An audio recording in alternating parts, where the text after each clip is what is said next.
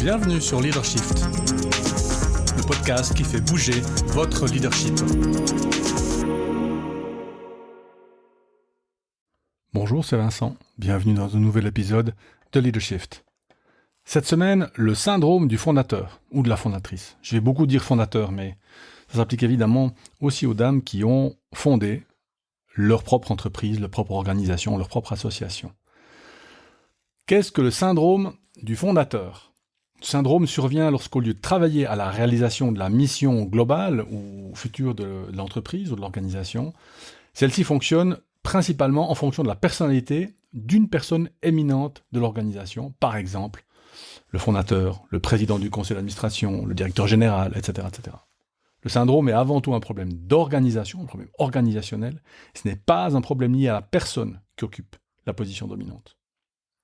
Alors, dans cet épisode, on va se concentrer sur la situation où l'organisation dépend en premier lieu de la personnalité du chef d'entreprise fondateur ou de la fondatrice. Donc on se met dans une situation où vous êtes dans une entreprise, vous avez vous-même fondé une entreprise il y a quelques années. Mais ça peut aussi être un département ou une équipe. Vous pouvez être dans une plus grande entreprise, mais vous avez monté un département. Ça m'est arrivé 1, 2, 3 fois dans ma carrière. Étonnant, parce que j'avais jamais vraiment pensé en ces termes-là, mais c'est vrai que j'ai souvent été engagé pour mettre sur pied des choses. Et donc, on pouvait estimer finalement que j'étais le fondateur de cette petite équipe ou du département. Alors évidemment, ça me concerne directement maintenant, puisque ça fait bientôt 10 ans que j'ai fondé Coapta, et syndrome du fondateur me concerne aussi. Alors, quel est le problème ? En fait, c'est assez simple.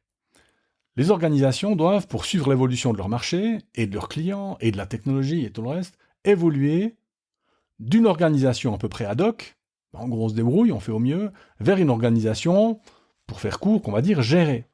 Donc une organisation dans laquelle les choses sont gérées. Managées, on dirait un mauvais français.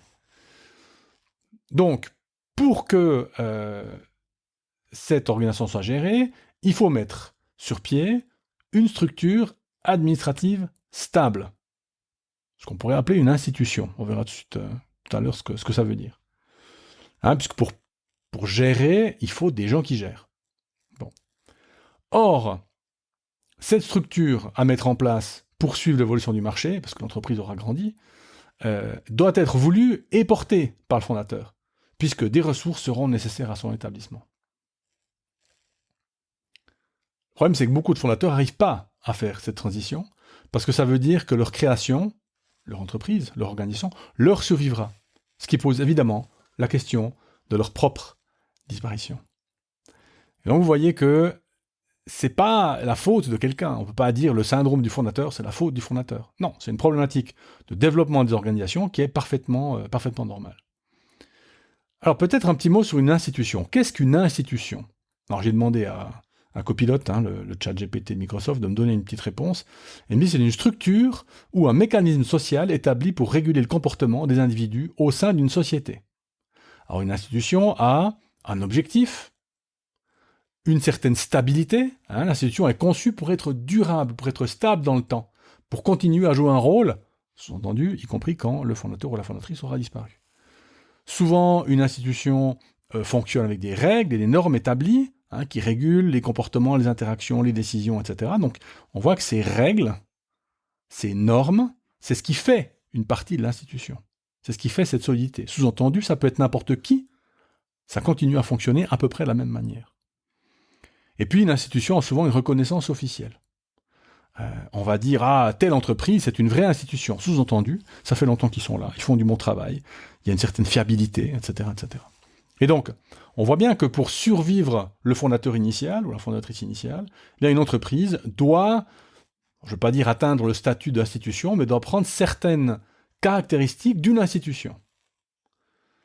Et donc, en particulier, cette structuration. On voit donc qu'il y a des fondateurs et des fondatrices à risque, certains plus que d'autres. Pourquoi ? De manière générale, un fondateur et une fondatrice, c'est des gens dynamiques, déterminés, décisifs, qui savent ce qu'ils veulent. Et donc, ils ont du succès. Et donc, ils sont à risque parce qu'ils ont du succès. Pourquoi ? Parce que s'ils n'avaient pas de succès, Ben, on n'en parlerait pas, puisque leur entreprise aurait déjà disparu. Vous voyez qu'il y a un petit phénomène intéressant, qui est que les personnes dont on va parler ne sont que des personnes qui ont eu du succès, donc auxquelles le marché et les clients ont donné une certaine légitimité. Puisque ça fait 10 ans, 15 ans, 50 ans, 100 ans, enfin pas 100 ans parce que les gens ne travaillent pas 100 ans, mais 10, 20, 30, 40 ans, que le fondateur bosse et que ça marche et que c'est en croissance. Donc le marché lui donne raison. En tout cas pour l'instant. Et c'est là que la transition doit être faite. Et c'est là qu'elle est compliquée.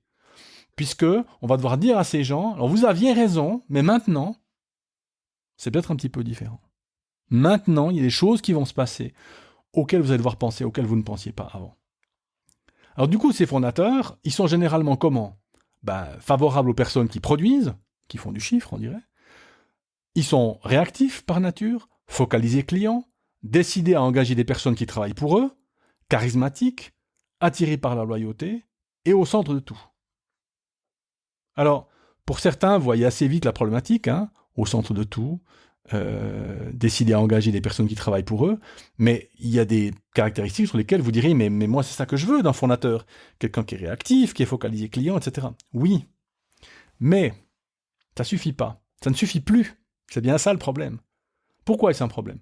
Alors, les fondateurs qui sont favorables aux personnes qui produisent, parce que justement, il faut maintenant des gens qui y réfléchissent, qui planifient, qui s'assurent du bon fonctionnement de l'institution. Il faut construire l'institution. Il faut construire un fonctionnariat. Alors ça va vous faire bondir, parce que le fonctionnariat a, a mauvaise presse, mais c'est déterminant. C'est ce qui fait qu'il y a des pays qui fonctionnent mieux que d'autres, par exemple. On peut imaginer un chancelier ou une chancelière. En Suisse, cette fonction, elle est centrale puisque c'est lui ou elle qui s'assure du fonctionnement des institutions ou de l'institution. Là, on peut penser au secrétaire municipal. On peut penser... Tous ces postes-là, ce ne sont pas des postes dont le but est de régler forcément, en fonction de la taille des communes, des cantons, oui bien sûr, mais ce sont des gens dont le but principal, c'est de s'assurer que ça marche et que ça fonctionne et que ça survit à peu importe quoi et peu importe qui. Donc, un fondateur et une fondatrice favorables aux personnes qui produisent, alors oui, mais ça suffit pas. Maintenant, il faut aussi des gens qui institutionnalisent. Fondateur réactif par nature. Parce qu'il faut maintenant des personnes qui anticipent.